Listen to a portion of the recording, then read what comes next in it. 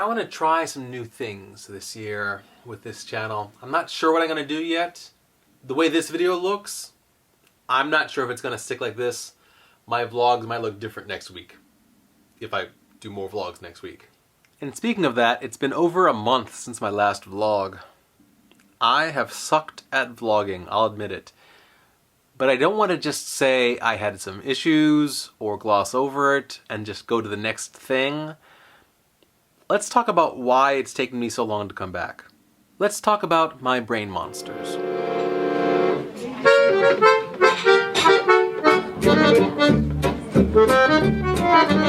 Hi Paul Talkers, happy Monday. Remember me? I'm Paul. There have been a few videos that have come out recently about mental health and how January is a hard month to get through. Maybe that's the case, maybe I'm just like everybody else. But here are some things that I've struggled with recently and for a long time. Content warning, I'm going to be talking about depression, maybe some other mental illnesses, mental issues, a little bit about suicide, but not going into depth there. It's going to be a fun ride. Back in high school, I was diagnosed with depression, which came as no surprise to me because I was feeling suicidal. So while I can't say that I've been diagnosed with many mental illnesses, I've definitely been diagnosed with that, depression. On my own, I have noticed that I have a tendency toward being very particular about how things happen. And if things don't happen the way I want them to happen, I can't function correctly. I have noticed in myself that when I go to events, particularly with lots of people,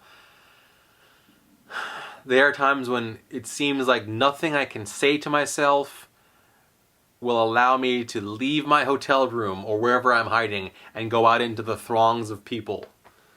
I have not been diagnosed with any sort of social anxiety, but I feel anxious in social situations around lots of people. And of course, I've taken lots of personality tests, and they all say that I am an introvert of some sort. But I don't know where one of these things stops and another thing begins. I'm not sure how all these conditions that I have going on in my mind interact with each other, interact with me, force me to do things or stop me from doing things. I don't know. All I know is that I fight them inside my head. They are my brain monsters, and I am battling them constantly. If you see me in a social environment and I seem to be speaking clearly and confidently, it is an act. Just like this, right now, is an act. It's not a lie, exactly. This is really who I am. These are really the things I think. These are really the things that I feel. I am just suppressing those parts of me that want to scream and hide and run away. I'm not a professional actor, but I have been doing this my entire life. Well, since I was probably about 18 or 19, and I figured out that I needed to act like this. Which actually is not true. I thought that I had to act like this in order to make friends. I thought that I had to act together, and like I had things under control, and that I was what I used to call normal, but now I might call neurotypical. This is all hard for me. And all it takes is for one thing to go wrong, and then I can't do this. If you've been subscribed to my channel for a little while, then you know that I vlogged every day in December up until Christmas. And after New Year's, I just did stuff on weekends with friends. And you'd think by that description, hanging out with friends, that would be okay, but it wasn't. Spending hours with people that I consider friends still messes me up. And the longer I spend time around people, the more time I need to recover. And if during that recovery process other things happened, like being overwhelmed by the leftover clutter from Christmas, or feeling fat, or having lots of acne, I could keep on listing things for a month probably, which is why I've been gone that long. Pretty much every single day since the last vlog that I posted, I have wanted to put up another vlog. I wanted to post about important social issues, about travesties of justice, about racism, about ableism, about my friend Ricky Pointer's fantastic success in her campaign to get closed captioning on all videos, about so many things. But I was also stuck behind this idea that I needed to do things in order, that I needed to put up this video first, and then this video, and then this video, and that messed me up too. And so now I'm posting this vlog about my brain monsters because I basically made a deal with myself that if I could do this video, then I could do more videos. By the way, when I was diagnosed with depression in high school, I did get on medication for that, and I was on medication for some time, even through college. College was just horrible for me. Horrible for me. Just the worst experience. I thought high school would be the worst, and it was in terms of bullies, but college was the worst in terms of my self-esteem just crumbling.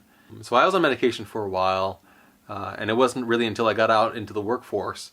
And basically, once I started being able to really make decisions about how I wanted my life to be, I still didn't get miraculously well, but I became able to at least be a functional member of society, whatever that means. All of that to say, I highly recommend sticking to the antidepressant medications that any professional puts you on. If one makes you feel uncomfortable, if it hurts your libido, if it hurts your digestion, whatever, ask your professional if they can switch you to a different antidepressant. But really, those stabilizing medications that I took probably saved my life.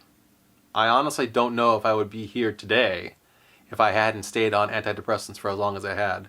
For decades of my life, I was exposed to messages about how mental illness is bad and it makes you less of a person, and being on antidepressant medications is bad, it makes you less of a person. And those things are false. Those things are not true. I'm going to tell them to you, and maybe you are at a stage in your life where you can really accept that. Mental illness should not be stigmatized. We should not be afraid to talk about them.